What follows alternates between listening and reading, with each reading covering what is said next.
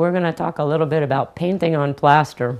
Painting on plaster walls, most likely in this era, have already been painted. So you would just simply do any repair work, do some priming, and paint over the existing plaster again.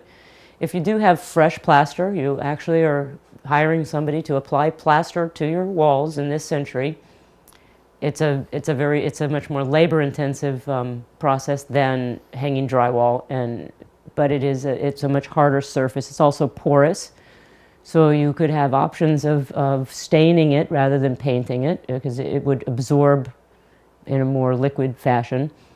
Glazing it, you could put a layer of Venetian plaster over plaster and have a Venetian plaster wall.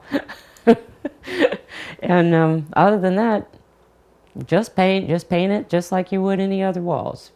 In the tropics, a lot of plaster walls are still being used over the cinder block, which is usually because of bugs. And instead of using wood for framing, they use block.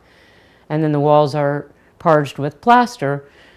Being lime-based, molds not grow on lime-based products.